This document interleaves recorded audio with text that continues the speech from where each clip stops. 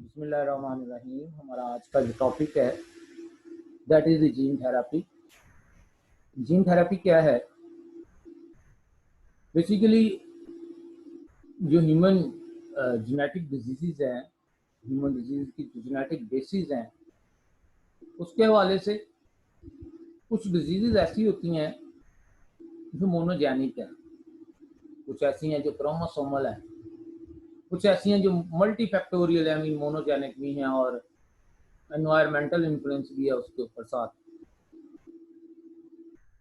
तो जो monogenic disease होती हैं, ये वो डिजीज़ हैं जो कि किसी एक जीन में अल्टरेशन की वजह से होती हैं, ठीक है। और ये डिजीज़ जो है वो फैमिली इसके अंदर सेग्रीगेट करती हैं प्रॉपर मेंडेलियन इनहेरिटेंस पैटर्न के साथ। ये जो डिजीज़ हैं मोनोजेनिक डिजीज़, ये बेसिकली किसी एक जीन में अल्टरेशन की वजह से है, किसी एक जीन में म्यूटेशन की वजह से है। कुछ डिजीज़ ऐसी होती हैं जो एक क्रोमोसोम के अंदर अल्टरेशन की वजह से है, ठीक है। उसमें क्रोमोसोम की मिसिंग हो सकती है, क्रोमोसोम की एडिशन हो सकती है, क्रोमोसोम की कॉपीज एक्स्ट्रा आ सकती हैं, डुप्लीकेट हो सकती हैं, डिलीट हो सकती हैं, कई एक ऐसी डिजीज हैं। और कुछ ऐसी डिजीजेज होती हैं जो जिसके पीछे जेनेटिक फैक्टर्स भी हैं और साथ ही साथ एनवायरमेंटल इन्फ्लुएंस भी है, that are the multi factorial. तो हम यहाँ पर जीन थेरेपी की बात करेंगे। जीन थेरेपी ये ऐसी तमाम डिजीजेस की जो है वो ट्रीटमेंट है, थेरेपी है, ट्रीटमेंट है, जिसमें हम डिफेक्टिव जीन को या ऐसा जीन जो प्रॉपर काम नहीं कर रहा, म्यूटेशन जिसमें आ गई हुई है, हम उसको रिप्लेस कर सकते हैं विद द न्यू वन। मैंने पहले बताया कि तीनों डिजीजेस, तीन तरह की डिजीजेस हैं, मोनोजेनिक डिजीजेस हैं, क्रोमोसोमल डिजीजेस हैं और मल्टी फैक्टोरियल डिजीजेस हैं। मल्टी फैक्टोरियल में जेनेटिक बेसिस भी आती हैं, साथ में एनवायरमेंटल इन्फ्लुएंस भी आता है। जीन्स के अंदर वेरिएशन के साथ साथ एनवायरनमेंट का इन्फ्लुएंस भी शामिल होके ये जो है वो डिजीजेस का जो है वो सबब बनता है। तो इसमें सबसे ज्यादा जो डिजीजेज हैं, जो मोनोजेनिक डिजीजेज हैं पर्टिकुलरली, और कुछ मल्टी फैक्टोरियल भी, लेकिन पर्टिकुलरली जो मोनोजेनिक डिजीजेज हैं, जिसकी कॉज का, जिस डिजीज की कॉज का हमें कंफर्म है कि ये वाला जीन है और इस जीन में म्यूटेशन आ चुकी है और अगर हम इस जीन को रिप्लेस कर दें तो ये ठीक हो सकता है। तो ऐसा ऐसा जो है वो ऐसा ऐसी डिजीज जो है वो जिसके पीछे, जिसकी बेस पे, जिसकी कॉज पे एक जीन के अंदर चेंज है या एक जीन से बनाने वाली प्रोटीन के अंदर चेंज है, तो हम ऐसी तमाम की तमाम डिजीजेस को जीन थेरापी के जरिए कवर कर सकते हैं, कंट्रोल कर सकते हैं, ठीक है। तो यहाँ पर ये कंफर्म है कि जो ये टेक्नोलॉजी है, ये जो लेटेस्ट टेक्नोलॉजी है जीन थेरेपी, इससे हम क्या कर सकते हैं? First of all identify the gene responsible for disease, पहले आइडेंटिफाई करेंगे। जेनेटिक रिसर्च में हम पहले आइडेंटिफाई करेंगे और आइडेंटिफाई करके के बाद हम देखेंगे कि हम अब इसको क्योर कैसे कर सकते हैं, मतलब वो जीन जिसमें म्यूटेशन आ चुकी है अब हम उसको रिप्लेस कैसे कर सकते हैं, इन विवो मेथड है, एक्स विवो मेथड है, जो भी, फिर हम उस डिजीज को क्योर करने की कोशिश करेंगे। और क्योर करने के लिए हम क्या करेंगे, किस लेवल पे हम उसको अप्रोच करेंगे? ठीक है, हम अप्रोच करेंगे at the level of gene that is that is encoding that defective protein, या at the level of particular protein that causing the disease, यानी कि हम उस जीन या जीन प्रोडक्ट के ऊपर काम करेंगे, उस जीन को या जीन प्रोडक्ट को जब हम ठीक करने की कोशिश करें। अब जीन थेरेपी के मुताबिक ये ट्रीटमेंट है। जीन थेरेपी क्या है? ये ट्रीटमेंट है, जेनेटिक प्रिंसिपल्स को यूज करते हुए, ठीक है, एक डिजीज का ट्रीटमेंट करना है, जेनेटिक प्रिंसिपल। तो डेफिनेटली फिर ये ऐसी डिजीजेज होंगी जो कि जिसकी बेस जेनेटिक है, जो मोनोजेनिक डिजीजेज है, हम उसकी इसमें ट्रीटमेंट कर सकते हैं। इसमें हम क्या करते हैं, insertion of a functioning gene into a cell to correct a cellular dysfunction और to provide new cellular function. ठीक है, जो भी ये एक जीन का फंक्शन डिफेक्टिव हो चुका हुआ है तो फंक्शन ठीक करने के लिए या नया उसमें फंक्शन ऐड करने के लिए हम ये काम करेंगे। जो जीन थेरेपी है that is used to correct a definite phenotype so that sufficient amount of normal gene product are synthesized। ठीक है, इसमें हमारा मेन मकसद क्या है कि हम उस जीन को ठीक करते हैं ताकि उससे जो फिनोटिपिकली जो कमी आ चुकी है वो कमी पूरी हो जाए। तो एक डिजीज है जिसके पीछे एक जीन की म्यूटेशन इन्वॉल्व है, सिस्टिक फिब्रोसिस है, सीवियर कंबाइंड इम्यूनोडेफिशिएंसी सिंड्रोम है, मसल डिस्ट्रॉफी है, हीमोफीलिया है, कैंसर की कई एक टाइप्स हैं, हाइपर कोलेस्ट्रोलिमिया है, कितनी डिजीजेज हैं जिनको अब हम जीन थेरेपी के जरिए क्योर कर सकते हैं, जिनका हम जीन थेरेपी के जरिए इलाज कर सकते हैं। ठीक है, तो जीन थेरेपी फिर क्या हुई? Gene therapy is a treatment that can be used to correct or replace the defective gene responsible। ठीक है, ये 1963 में सबसे पहले जब ये आइडिया दिया गया था थोड़ा सा, इसमें जोशुआ लेशबर्ग ने जो है वो लेशबर्ग ने उसने लिखा था कि जो अल्टीमेट एप्लीकेशन है मोलेकुलर बायोलॉजी की, that would be the direct control of nucleotide sequence in human chromosome। कि जो मोलेकुलर बायोलॉजी के ऊपर काम हो रहा था उस सारे का जो अल्टीमेट गोल होना था, जो अल्टीमेट इफेक्ट आया था उसका, वो यही है कि ह्यूमन क्रोमोसोम के अंदर न्यूक्लियोटाइड के सीक्वेंस के ऊपर हमारा कंट्रोल होना है। It will only be a matter of time before polynucleotide sequence can be grafted by a chemical procedure into viral DNA।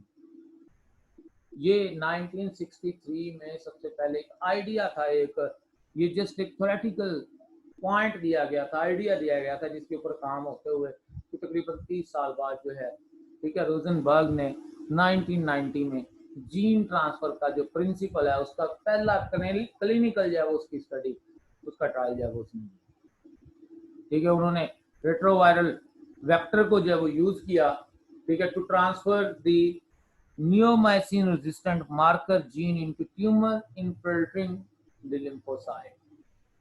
Sales के अंदर उन्होंने वायरस को एज अ वेक्टर यूज करते हुए जीन को इंसर्ट कर दिया। ठीक हो गया। तो खैर ये आइडिया जो है वो 1960s में आया था कि ऐसा पॉसिबल हो सकता है, 1990s में इसके ऊपर काम मुकम्मल हुआ था और अब इसके ऊपर बहुत सारा काम आगे हो रहा है। जीन थेरेपी के अंदर वेरिएशन है।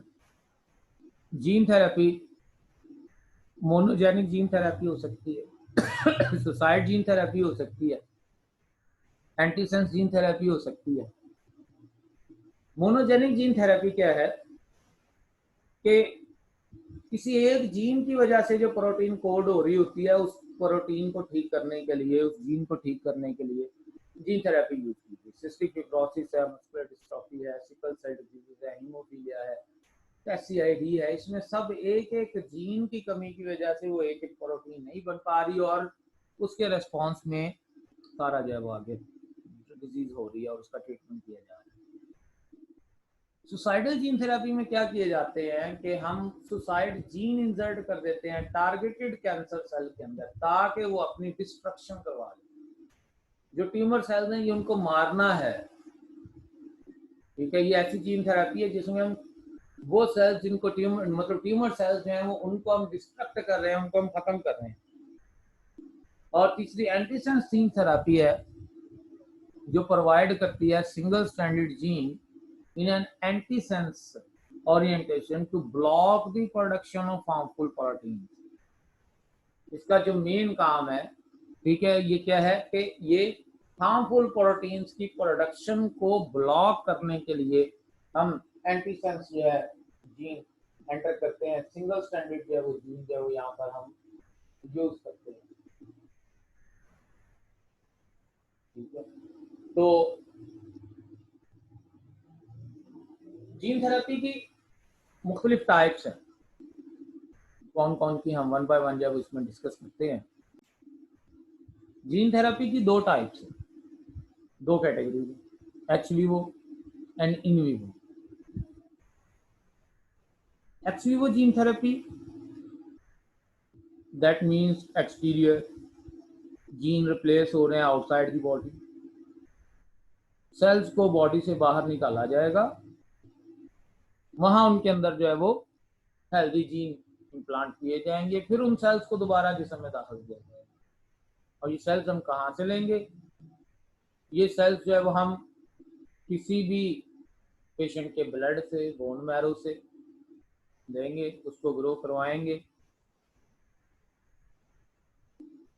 और लेबोरेटरी के अंदर ग्रो करवाते हुए फिर उनको उनके अंदर हम through a vector gene of interest insert करेंगे। वो वेक्टर में मेनली वायरस हम यूज करते हैं, और जीन इंसर्ट करने के बाद फिर वो जो ट्रांसजेनिक सेल्स हैं, ऐसे सेल्स जिनके अंदर हमने हेल्दी जीन इंसर्ट कर दिया है, इन सेल्स को हम दोबारा रिटर्न करेंगे, ठीक है, into the patient body by injecting into a when, ठीक है। और इस सारे काम में क्योंकि हमने जीन रिप्लेस किए हैं outside the body, so this is the x vivo gene therapy. ये एक्स वीवो जीन थेरेपी है, ठीक है। एक्स वीवो जीन थेरेपी में आप ऑब्जर्व कर लें वही चीजें कि हमने क्या किया, सेल लिए, उन सेल्स के अंदर हमने जीन इंसर्ट किया, ठीक है, और इन विट्रो जीन इंसर्ट करने के बाद उन सेल्स को जिस्म में भेजा। ये है इन विट्रो जीन थेरेपी या एक्स वीवो जीन थेरेपी। और अगर हम ये सेल्स जिस्म के अंदर ही हम क्या कर रहे हैं, वेक्टर को भेज रहे हैं, that is the in vivo gene therapy.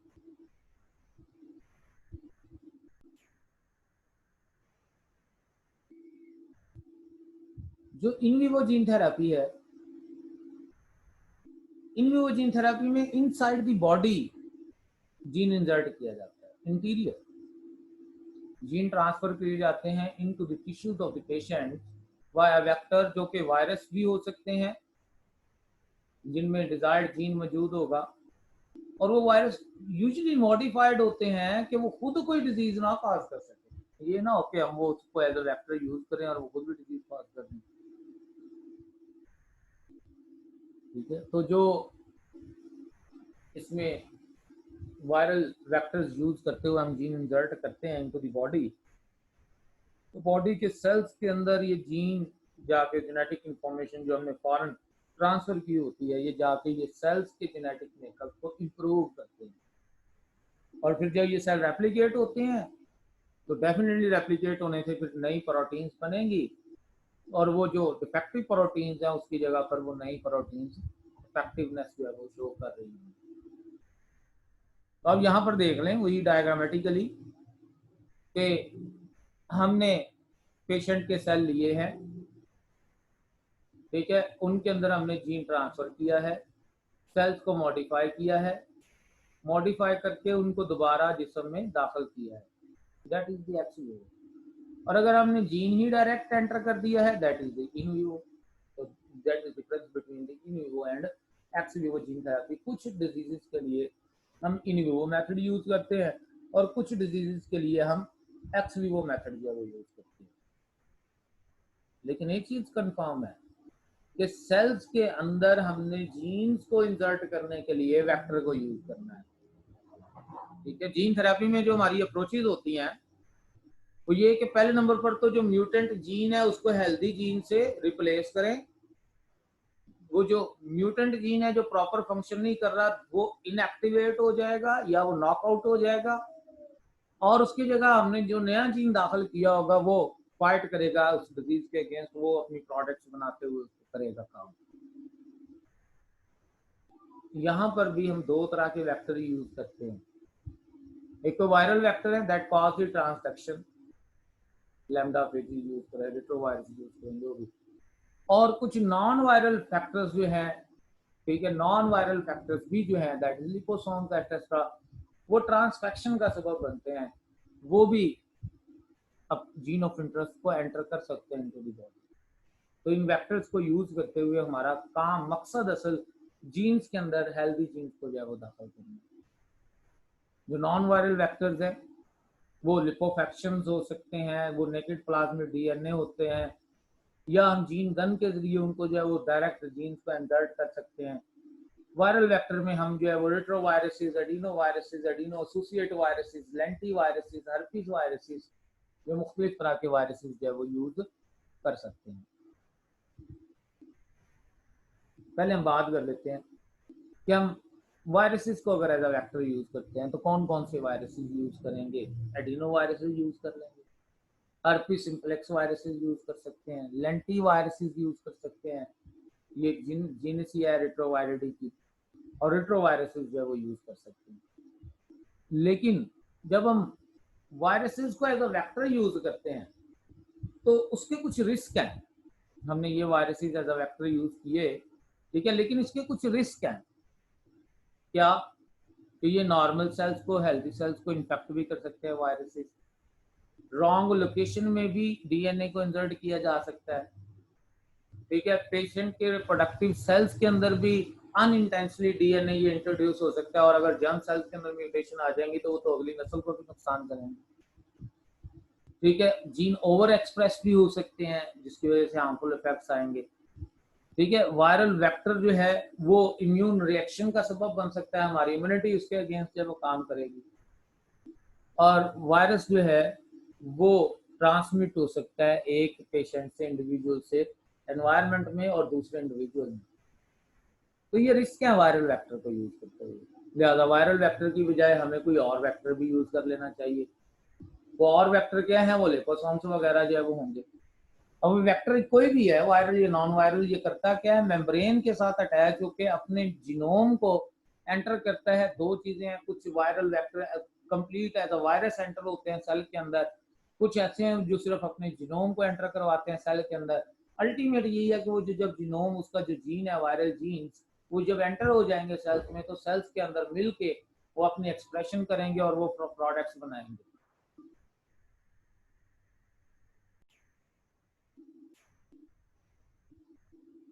अब जो हम नॉन वायरल वेक्टर यूज करेंगे वो ज़्यादा एडवांटेजियस हैं, ज़्यादा बेहतर हैं, क्योंकि सबसे पहले नंबर पर तो लो होस्ट इम्यूनोजेनिसिटी का सबब बनेंगे, इम्यूनिटी का इतना सबब नहीं बनेंगे। लो लेवल ऑफ ट्रांसफेक्शन होगा, जीन एक्सप्रेशन जो है वो जीन की। तो नॉन वायरल वेक्टर जो हम जीन थेरेपी में यूज करते हैं उसमें नेकेड डीएनए है, बिल्कुल सिंपल डीएनए यूज कर लेंगे, या लिपोलेक्सिस, जो लिपोप्लेक्सिस यूज करेंगे या लिपोसोम्स यूज करेंगे, बेसिकली ऑर्गेनाइज्ड स्ट्रक्चर्स हैं with complex with DNA. Polyplexes use कर सकते हैं, complex polymers with DNA. Gene gun use कर सकते हैं, बायोलिस्टिक पार्टिकल्स के जरिए ये डायरेक्ट जीन्स को जो है वो इंजेक्ट करते हैं सेल्स के अंदर। और फिर एंटीसेंस ओलिगोन्यूक्लियोटाइड्स को यूज कर सकते हैं, जो सिंथेटिक ओलिगोन्यूक्लियोटाइड्स हैं, जो सिंगल स्ट्रैंडेड जो है वो चेन्स हैं, इनको जो है हम यूज कर सकते हैं जीन थेरेपी के साथ रिलेट करके। ये जो नॉन वायरल वेक्टर्स हैं ये क्या करते हैं? ये सिंपली प्लाज्मा मेम्ब्रेन को क्रॉस करके ये एंटर होते हैं एंडोसाइटोसिस के जरिए इनटू द सेल, और फिर ये जाके ये सेल के डीएनए के साथ, सेल के जीनोम के साथ जाके मिल जाते हैं, ठीक है। और मिल के वहां पर जो है वो ये वही काम अपने एक्सप्रेशन करते हुए अपने प्रोडक्ट्स का जो है वो बनाते हैं। इसमें अगर हम देखें, जैसे ये आपके सामने ये लिपोप्लेक्सिस है, तो ये डीएनए और लिपोसोम्स, लिपिड्स के पार्टिकल्स, ये मिल के लिपोप्लेक्सिस बना रहे हैं, और ये लिपोप्लेक्सिस जो है ये एंडोसाइटोसिस के जरिए आसानी से सेल में जो है वो चले जाएंगे, ठीक है। लिपोप्लेक्सिस, ये लिपोप्लेक्सिस की एग्जांपल आ गई, पॉलीसोम्स की एग्जांपल आ गई। ये आपके सामने गन है, ठीक है, जीन गन। और ये जीन गन क्या करती है? ये डायरेक्ट जीन को इंसर्ट करती है इनटू बॉडी, ठीक है, क्योंकि इसके अंदर जो है वो हम इसकी कार्ट्रिज में जीन इंसर्ट करते हैं और फिर वो पीछे हीलियम पार्टिकल्स हैं जो इसको फोर्स करते हैं और एंटर करते हैं, और ये बायोलिस्टिक पार्टिकल्स के थ्रू ये डायरेक्ट जो है वो एंटर हो रहे हैं इनटू द बॉडी। हम यहाँ पर कुछ एग्जांपल्स अब डिस्कस करेंगे।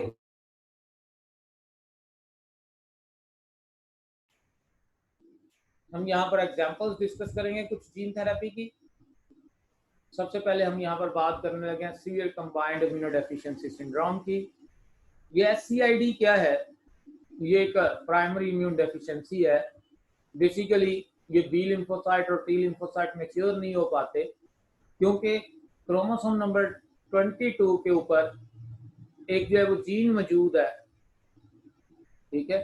और ये जो जीन मौजूद है इसके ऊपर, ये जीन क्या करता है, ये एंजाइम बनाता है एडिनोसिन डीएमाइनेज, ठीक है, एडिनोसिन डीएमाइनेज।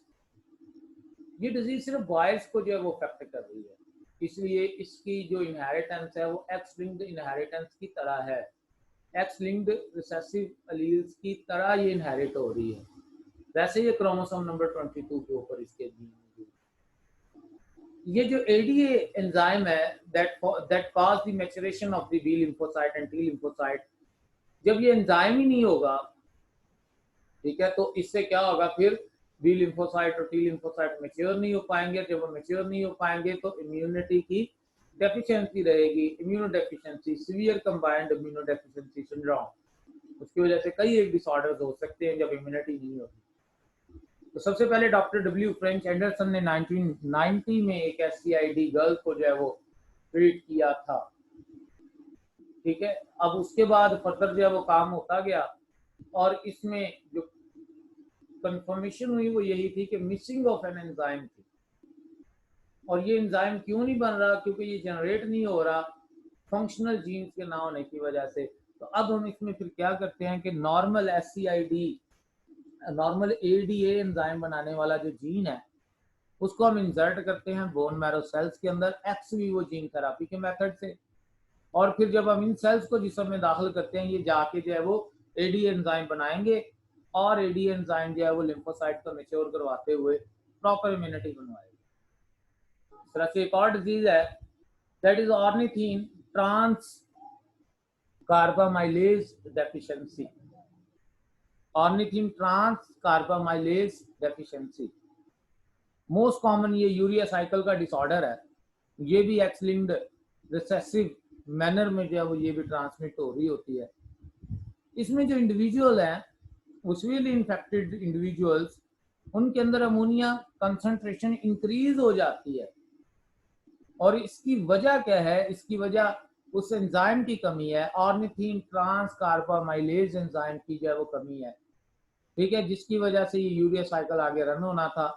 तो अब इस OTC डेफिशिएंसी से प्रॉब्लम्स आएंगी, यूरिया साइकिल डिस्टर्ब होगा। और इसको हम कैसे क्योर कर सकते हैं कि हम लिवर ट्रांसप्लांटेशन में, यानी कि लिवर सेल्स के अंदर जो है वो हम इस जीन को रिप्लेस करें और रिप्लेस करके हेल्दी जीन एंटर करें, हेल्दी जीन एंटर करें और वो जीन जो है वो प्रॉपर ये ऑर्निथीन ट्रांस कार्बामाइलेज एंजाइम बनाए और ये एंजाइम बनाते हुए यूरिया साइकिल जो है वो फिर प्रॉपर चल सके। सिस्टिक फिब्रोसिस ये भी एक ऐसी डिजीज है जिसमें क्लोराइड आयन, ठीक है, उसको कैरी करने वाले जो रिसेप्टर्स हैं रेस्पिरेटरी सेल्स में, trans membrane carrier for the chloride ion, वो मिसिंग है। और उन रिसेप्टर्स को बनाने के लिए जो जीन है वो हम जीन लिपोसोम्स के जरिए इंसर्ट करते हैं इनटू द बॉडी। और ये लिपोसोम्स है वो रेस्पिरेटरी ट्रैक में एंटर होके वहां पर जो है वो सेल्स के अंदर ये जो वो जीन एंटर होंगे और ये जीन वहां पर जाके अपने जो है वो ये factors trans membrane carrier receptors for the chloride ion वो जो है वो बनाएंगे, उन रिसेप्टर्स को बनाएंगे और इस तरह से आसानी से जो है वो इस डिजीज के ऊपर क्योर हो सकेगी। इस तरह से एक और डिजीज है फेमिलियल हाइपर कोलेस्ट्रोलीमिया, कोलेस्ट्रॉल का लेवल बढ़ जाता है, ठीक है। इसमें क्या होता क्या है कि वो ब्लड कोलेस्ट्रॉल को लिवर में जाके उसका मेटाबॉलिज्म नहीं हो पा रहा क्योंकि उसको बनाने वाला जीन नहीं है। तो हम उस जीन को बनाने वाले, वो उस प्रोटीन को बनाने वाले जीन जो है वो यूज करते हैं। और वो जीन जब एक पेशेंट के अंदर जाएंगे एक्स वीओ मेथड के जरिए हम करेंगे कि लिवर को एक्साइज आउट करके उसके अंदर वो जीन इंसर्ट करवा दिया और फिर लिवर को ट्रांसप्लांट वहां पर जाके कर दिया, दोबारा पेशेंट के अंदर उसको इन्फ्यूज कर दिया। वो पेशेंट जो है वो क्या करेगा, उन रिसेप्टर्स को बनाएगा जो जिसकी वजह से क्लोराइड आसानी से लिवर सेल में जाएंगे, कोलेस्ट्रॉल। और जब कोलेस्ट्रॉल जाएंगे तो कोलेस्ट्रॉल का जो लेवल है ब्लड के अंदर वो कंट्रोल हो जाए। ठीक है, तो ये कोलेस्ट्रॉल को कैरी करने वाले रिसेप्टर्स, अपटेक करने वाले रिसेप्टर्स, उनको बनाने वाले जीन की डेफिशिएंसी की वजह से इसको भी हम एक्स वीवो मेथड से कंट्रोल कर रहे हैं। तरीकाकार क्या अपनाएंगे एक्स वीवो के लिए? मेनली हम बोन मैरो सेल रिमूव करेंगे, जिस्म से बाहर लेके जाएंगे, वेक्टर के थ्रू उसमें जीन इंसर्ट करेंगे, जीन इंसर्ट करने के बाद उसको दोबारा इंजेक्ट करेंगे बॉडी के अंदर, बॉडी में वो एक्सप्रेस होगा और एक्सप्रेस होते हुए वो अपने कंट्रोल करेगा, जो भी डिजीज हो रही थी उसको वो क्योर करेगा। ठीक है, तो इसमें मेथड वही है कि जीन को हमने एंटर किया, ये एक्स वीवो का मेथड मैंने बताया है। तो जीन को हमने जिस्म से बाहर सेल में इंसर्ट करके उस सेल को फिर जिस्म में दाखिल कर दिया और वो अपने आप को एक्सप्रेस करके प्रॉपर जो है वो फिनोटाइप बना है। जीन थेरेपी जब हम करते हैं ना, इसकी कुछ प्रॉब्लम्स है। प्रॉब्लम्स क्या है कि ये शॉर्ट लिव्ड है। ठीक है, हमें मल्टीपल राउंड इसके करवाना पड़ेंगे। जीन की जो डिलीवरी है वायरल वेक्टर्स के थ्रू वो प्रॉपर बात नहीं हो पाती। फुल लेंथ जीन जो है वो ह्यूमन के अंदर वो इंसर्ट नहीं हो पाते। पेशेंट की सेफ्टी कम है। मल्टी जीन डिसऑर्डर्स जो हैं उनको कंट्रोल करना, उनको ट्रीट करना मुश्किल है, और इसका कोई इसके ऊपर कोई प्रॉपर कंट्रोल नहीं है जब जीन इंसर्ट हो जाए, और ये कॉस्टली है। तो ये वो फैक्टर्स हैं जिसकी वजह से जीन थेरेपी अगर फायदा तो दे ही रही है, लेकिन साथ में इसके कुछ नुकसान भी हैं, इसकी कुछ लिमिटेशंस भी हैं। इसकी वजह से जो है वो मतलब इन लिमिटेशंस की वजह से हम इसको प्रॉपर इतना ज्यादा यूज नहीं कर पाते, नहीं कर सकते। जो रिसेंट डेवलपमेंट है उसमें जीन इंट्रोड्यूस करवाए जा रहे हैं सेंट्रल नर्वस सिस्टम के अंदर लिपोसोम्स के जरिए, जिसकी वजह से पार्किंसन डिजीज का क्योर करने की कोशिश की जा रही है, हंटिंगटन डिजीज को कंट्रोल करने की कोशिश की जा रही है। ठीक है जी, जो जीन है साइक्लिन A2, ठीक है, इनको यूज किया जाता है जीन थेरेपी के अंदर as a tool for the cardiac regeneration. ठीक है, जिसकी वजह से जो ट्रीटमेंट हो सकता है मायोकार्डियल इंफेक्शन का, हार्ट अटैक का। ठीक है, और जीन थेरेपी जो है वो इसको हम हीमोफीलिया के ट्रीटमेंट के लिए यूज करने की कोशिश में है। तो ये रिसेंट डेवलपमेंट्स हैं, तो जीन थेरेपी आहिस्ता आहिस्ता इसमें मजीद एडवांसमेंट आ रही हैं, इसको ज़्यादा से ज़्यादा यूज किया जा रहा है ताकि वो जो जेनेटिक डिसऑर्डर्स हैं उनके ऊपर कंट्रोल किया जा सके। इसके रिलेटेड अगर आपका कोई क्वेश्चन है आप मुझे व्हाट्सएप कर सकते हैं या आप मुझे जो है वो मेल कर सकते हैं।